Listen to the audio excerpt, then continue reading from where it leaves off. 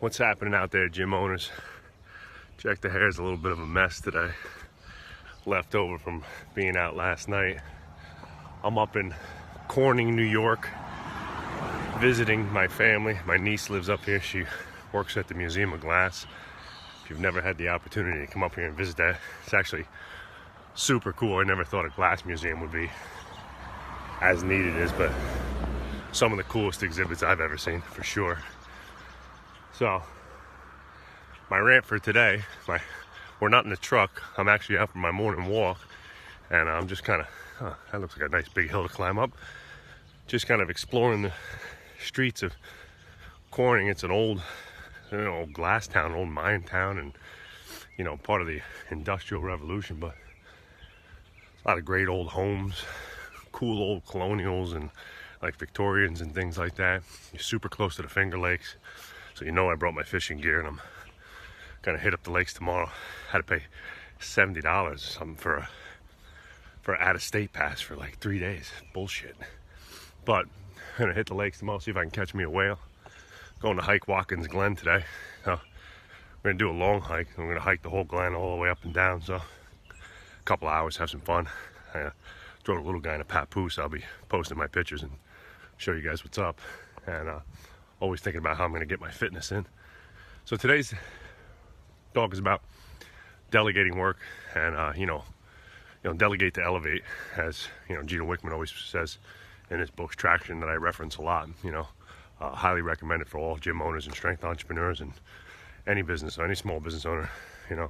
EOS is a great operating system and a great tool, and even if you don't fully implement it as the structure of your business, just taking pieces of it have helped us tremendously.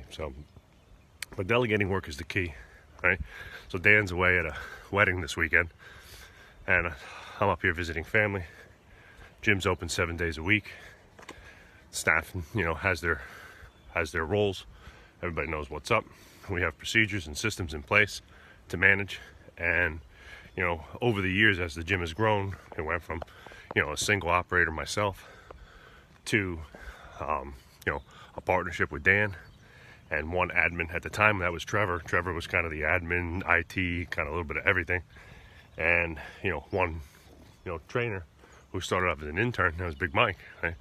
Big Mike was technically an intern, and then and then obviously now he's our head strength and conditioning coach. And the biggest takeaway here, guys, is that what I've learned is most people don't relinquish control soon enough, and for ego reasons mostly. And I'm speaking from first-hand experience. I didn't want to give over the training to Mike because I had spent so many years labeling myself as a world-class strength trainer, strength coach. And I trained X amount of athletes. I've put years and years of education, and I have all these certifications and things like that. And I'm 11, 12 years older than Mike, whatever it is, right? So I have more experience. It's my company. Whatever all those, all that head trash might be. But,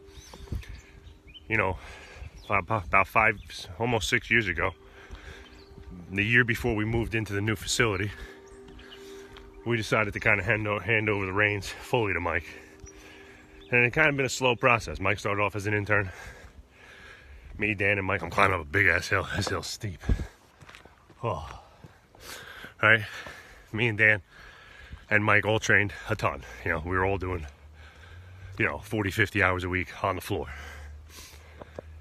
And as the business started to grow, as we've talked about, we started to get a little bit more, into the business side of things. And started realizing that the two owners can't be standing on the gym floor 50 hours a week, right, together, at least, especially, right? The two owner-operator, head of sales, me, CEO, Dan, head of marketing and sales, have no time to sell, manage, or operate, right? We're standing on the floor 50 hours a week. So we started turning the reins over to Big Mike and basically letting him do the programming for, a lot of the high school groups and things like that first. And then it became everything. A couple years of doing some of it, and it became everything. And then, now I have nothing to do, zero, other than with the programming and the delivery of our product, other than vision, ideology, direction. I keep myself aware, obviously, and Mike gives me the reports. But the delegation chain kind of looks like this, right? I sit at the top of the chairs. Everybody reports into me. Mike reports directly to me when it comes to training issues, coaches issues, personnel, client issues, things like that. Any major issues that Mike feels like I need to know about, an injury, God forbid, something like that, whatever, he brings it directly to me. Mike meets with Sean and Adam. Sean does all the adult programming. Adam does all the performance programming and helps Mike do the templates and layouts for all of our sports performance programs. Mike gives them specific, tasks and duties and things like that and deadlines, and they meet with him. He brings the final product to me. I take a look at it. I give him my 2 cents. If there's something I've learned or I think would be good for us, I'll talk to the team about it and we'll see if we want something we want to implement. Me and Dan are still heavily involved because, I want the product to be a certain way, but I don't handle the day-to-day. And, do I feel like if I had unlimited time and the only thing I had to do was focus on programming and training, that I could do that job as good as Mike? Maybe. Mike's a phenomenal coach, but my brain and my time are allocated out to so many other things. People management, training, finances, consulting, lots of other things. So I talk about it all the time. The problem was with me running the programming and training was that I was devoting 20% of my time to it, where Mike's devoting 100% of his time. So even if by chance I was a little bit more experienced, or I was a little bit better at programming or implementing a training system, there's no way that my 20% is better than Mike's 100%. So, and that's not the case. Mike's a phenomenal coach.